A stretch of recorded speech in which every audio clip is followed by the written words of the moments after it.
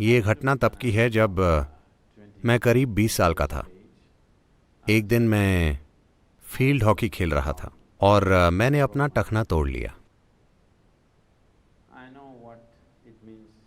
मैं जानता था कि हड्डी टूटना क्या होता है, क्योंकि उस समय तक मैं कई बार उसे तोड़वा चुका था। इसीलिए मुझे जानने के लिए किसी डॉक्टर की ज़रूरत नहीं थी कि ये हड्डी टूट गई है।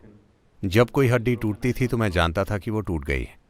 तो मेरा टखना सूज रहा था और मैं लंगड़ाते हुए मैदान के किनारे जाकर बैठ गया। बाकी लड़के अभी खेल रहे थे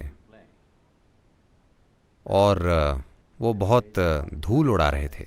मैं तेज़ दर्द में वहाँ बैठा था और मेरा पैर सूज चुका था, और इस धूल और दर्द के कारण मैं किसी तरह सांस नहीं ले पा रहा था और मेरा दम घुट रहा था। मैं कुछ देर तक सांस नहीं ले पाया और सांस के लिए तड़प रहा था। मैं सांस लेने के लिए संघर्ष कर रहा था, सांस के लिए हाँफ रहा था।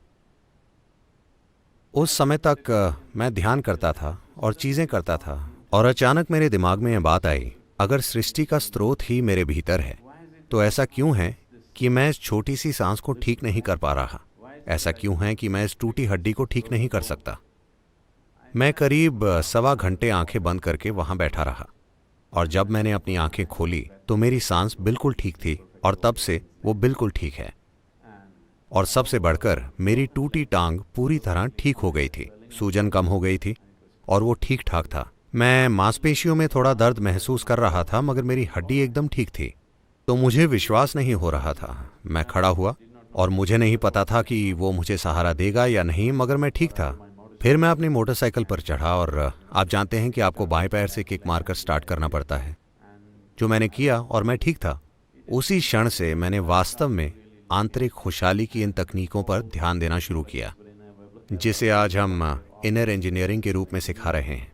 मुख्य रूप से उसी अनुभव से आया कि कोई शारीरिक चीज, कोई बीमारी नहीं, टूटी हुई हड्डी जैसी शारीरिक चीज सवा घंटे में पूरी तरह ठीक हो गई, और मैं एकदम ठीक हो गया।